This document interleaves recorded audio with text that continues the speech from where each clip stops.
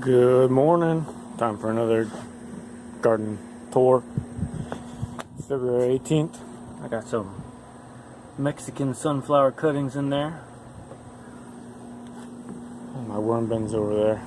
Don't mind all the plastic matting everywhere. That will disappear eventually. Let's see what we got going on. Pot of weeds over there. Couple pineapples. I should probably put those in the ground at some point. Here's my sunflower radish patch with a little bit of other things here and there, like some marigolds. You'll see lots of little marigolds flowering everywhere from that bulk bag I bought. They seem to say very small, which, you know, I'm totally okay with. They're cute. Sunflowers hopefully will bloom eventually. We got buds forming on them. Yep. Mix of marigolds and pigeon peas in there. This is what I call my palm bed. I had surrounded it with palm leaves as a border. It looked cool, but now it's kind of fading away. These plants have just about run their course. As you can see, they're all flowering. The nasturtiums along the edge. And then the bok choy and mustard must be related because they look pretty similar to each other. And let's see, on this one you can see there's plenty of aphids on these bok choy seed pods, but I got plenty coming, so I'm not too worried about it. And if the amount of seeds in those pods is anything similar to the mustard greens I grew last year, I'm gonna have more bok choy seeds than I'll ever use. And this bed's not doing too much. I'm thinking I might broadcast some amaranth all over this bed here. I fail every time with amaranth so far, but that's not going to prevent me from trying again. Over here, beginnings of a new little area, I got a couple guava trees and some papaya. And down here I threw down some marigold seeds and pigeon pea seeds that are coming up, so should be alright. And I tossed in some aloe vera plants just to see if they'd survive. It looks like one might be okay and another's dying. We'll see how that goes. And, the squash that were growing here under this little ice cream banana keep rotting and failing, so I'm still getting no success with squash. This papaya is the most damaged, but hopefully it'll come back. My avocado tree there, not doing too much. I saved it from dying. It had some kind of black fungus or mold going on, so I used something called Organicide. Seemed to save it, and starting to grow after several months of inactivity over the winter. Got some bok choy in pots over there. I really should start doing my experiment. Maybe I'll do that today. This is my starfruit tree. Most of the leaves had these red spots on them, so I threw down a bunch of pigeon pea leaves at the base, and I fertilized it a bunch of times. Now the leaves are looking real good, so I'm hoping for a lot of growth this year. In these pots I have, let's see, this is a Seminole pumpkin.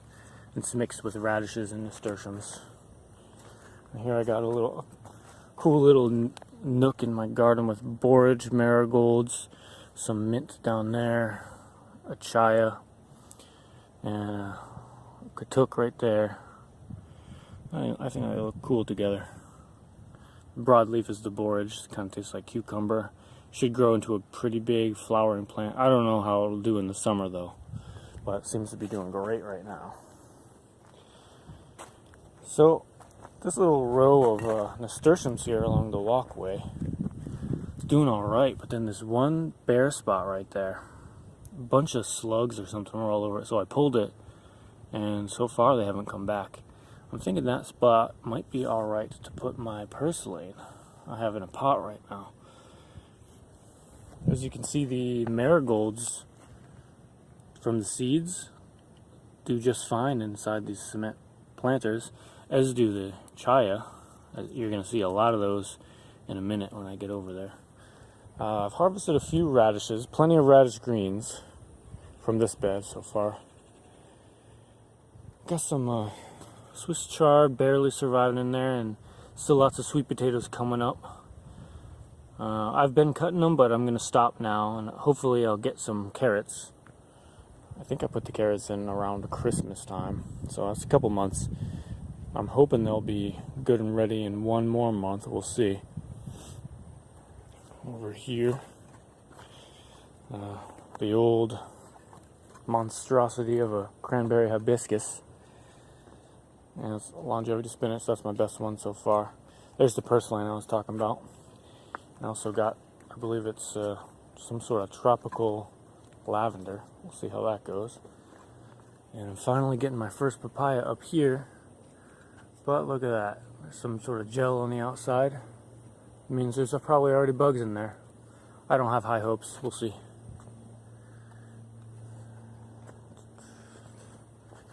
Let's see what else we got going on. Looks like these little cuttings from the fig tree in those little pots, those are the ones that are failing. But over here I have some that keep getting leaves and then stopping and on again. So I'm hoping they'll do alright. Wow, I just noticed this massive pile of fungus or something. That's probably not good. And my mulberry cuttings all are doing great.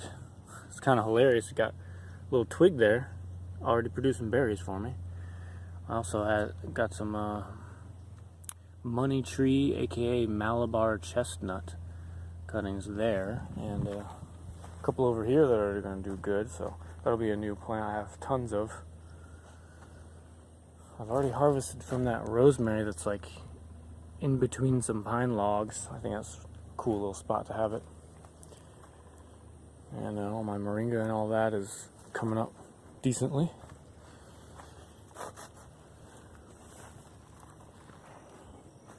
Chai and his marigold friend down there.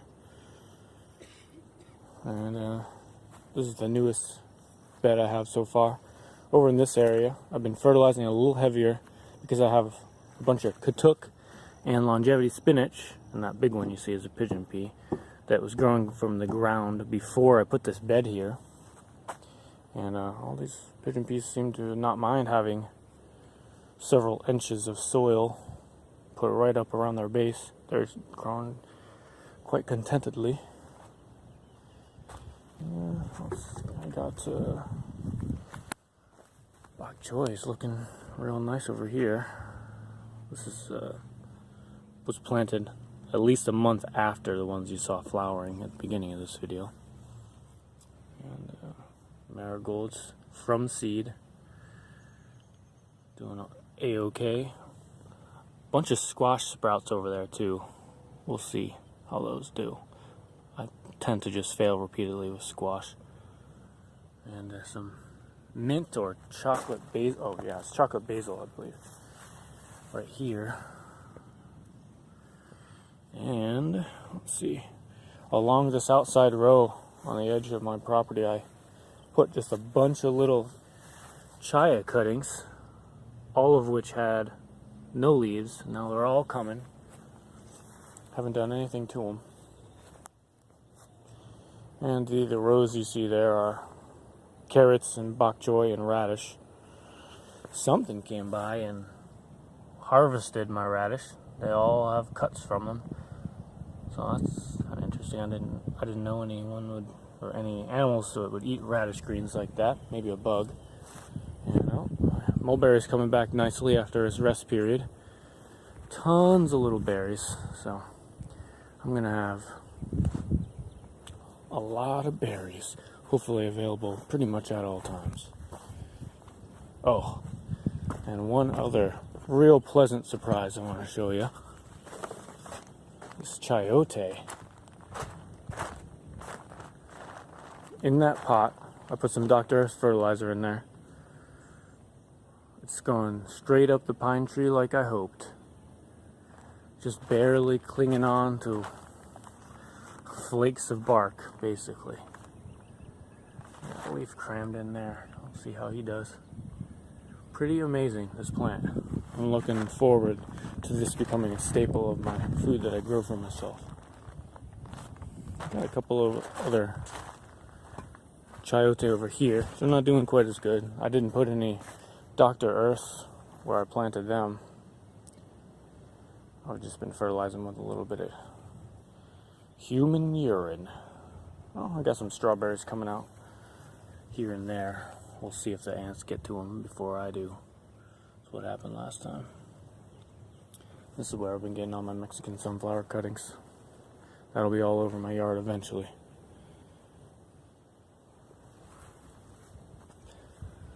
Alright, I guess that's it for today.